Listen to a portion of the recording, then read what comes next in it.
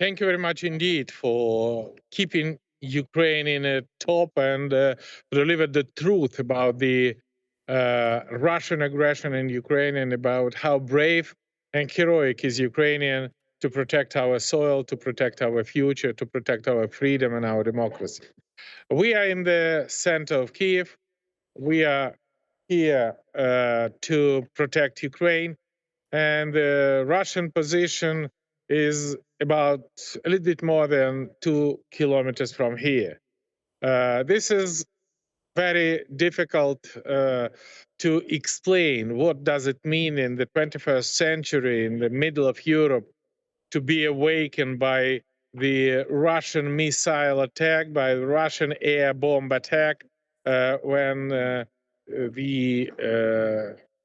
people are shouting, and this is the civilian who is suffering a lot from the disastrous Russian aggression.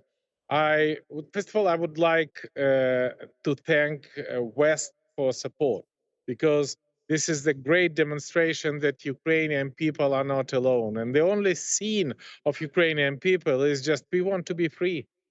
We want to be democratic, and we want to return back our country to the European family. And with that situation, we have a Putin who hate Ukraine and hate Ukrainian.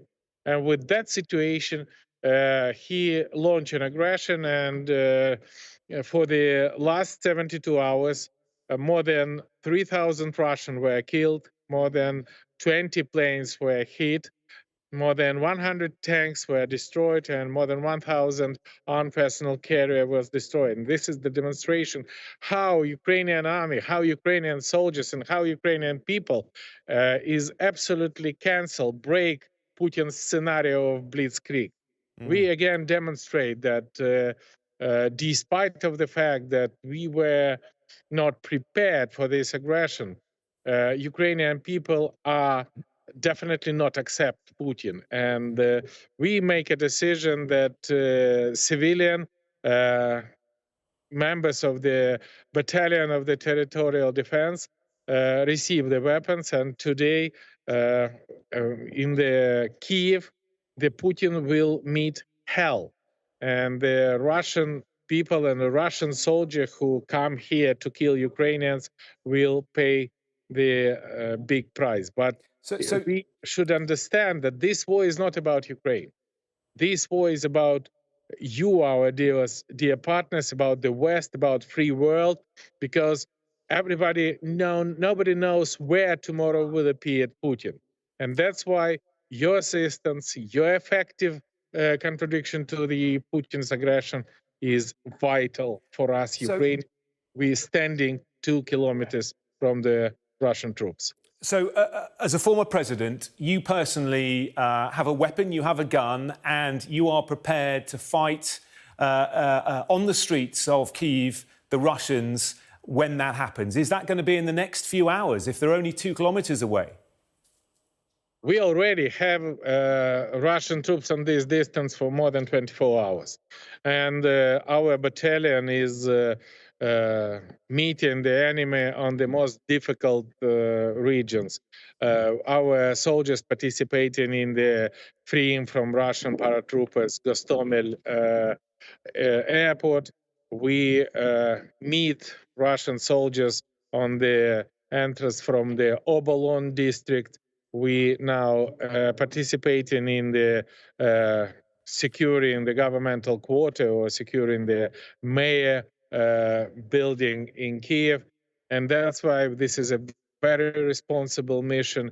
And I'm together with my people, with the enthusiasm, with the volunteers from the Kiev who come here to protect the independence. And we're waiting the important steps from our allies, from our partners. We waiting the strengthening the sanction. And I'm very much happy that just a few minutes ago, we received the information that there is no any nation in the European Union who can block introduction of the sanction to switch Russia off the SWIFT payment system.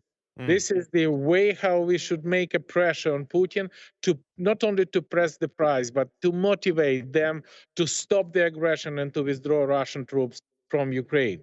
We are waiting from our partners the action for blocking and arrest Russian plane in the airport of the NATO member states and EU member states, because this is an effective state. To arrest the ships in all of these ports of EU and NATO, to introduce the non-flying zone above Ukraine, because again, I just want to remind you that this is a disaster to hear during the day, during the night, the air alarm evidencing that the Russian bomber player hitting the air bomb or Russian cruise missiles attacking the cities of Ukraine. On that point, sorry to interrupt, because I'd just like to ask you about that point, about the no-fly zone.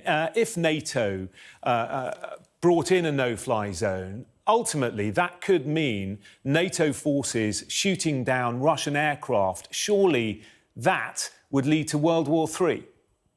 Definitely not, because this is Ukrainian sky, and we have a full power on the based on international law, to introduce any regime on the sovereign Ukrainian territory, including our airspace. And with this situation, this is just a prohibition for Russian plane using our airspace in a violation of the international law.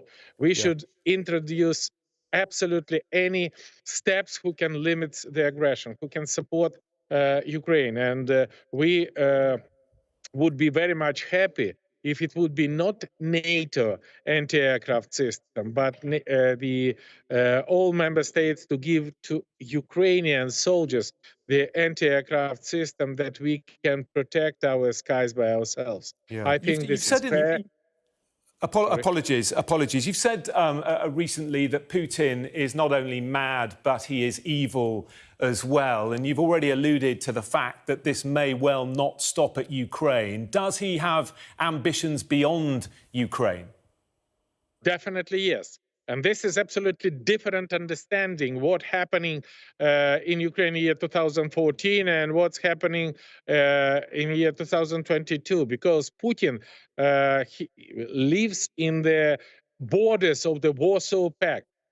For him, the borders of Russia finishing, for example, in Dresden, when he served as a KGB agent during his KGB career. But I have a feeling that he still remained the KGB officer. And this is his understanding of the world order. And world order for him is a Russian order. And no nation can feel themselves in the security if they have a Putin as his neighbor. So with this situation, that can be, I don't know, Baltic states, Poland, Romania, Bulgaria. But the real place for Putin is not Central and Eastern Europe. The real place for Putin is the military tribunal in Hague. And this should be responsibility for the dozens of thousands of Ukrainians which were killed directly by Putin order. And finally, are you holding a weapon now? Do you have a weapon in your hands? When do you fear that you're going to have to use it? I don't have a weapon in my hand yet, but I have it with me. And I do it with a great pleasure to protect Ukraine. And if we do not attack anybody, we do not do anything who can harm any country or any territory.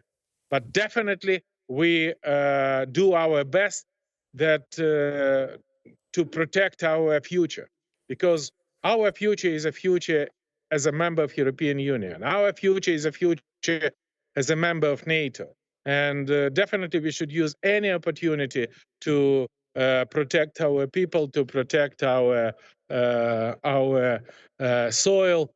I have with me this, by the way, Austrian weapons as Glock. But this is not our main strength. We think that the decisiveness of our soldiers, decisiveness of our armed forces, decisiveness of our soldiers who attack Russian tank, by the way, by the American Javelin, by the British and Swedish and Love, and significant number of the Russian tank who were destroyed during the last 72 hours is because of your assistance. Please increase your assistance. Please, we need the protection armored jacket. We need the helmet. We need the anti-tank. We need anti-aircraft. We just need to increase our defensive capability to stop the crazy aggressor in Europe. How worried are you about bloodshed? How worried are you about those civilians who are right now? We have footage of civilians in Ukraine building Molotov cocktails, getting ready to fight, people with no training or very little training, prepared to do what it takes. This is going to be horrific, isn't it, for the civilian population of Ukraine? No. Look, because we live in this condition for already 8 years. We have a war, not a frozen conflict, but the hot war we have. And the Ukrainian peasant pays an enormous price. We know who is the Russian aggressor. Putin said that in Ukraine, the people will meet Russian soldiers with the flowers. And preparing the Molotov cocktail, this is the flowers for Putin. And definitely, this is our soil. This is our country. This is our people. And Putin has nothing to do here. Get out from Ukraine, Mr. Putin. We appreciate your time and we wish you the very best. Former President of Ukraine, Petro Poroshenko, thank you so much for speaking to us. Ukraine in focus. Thanks a lot.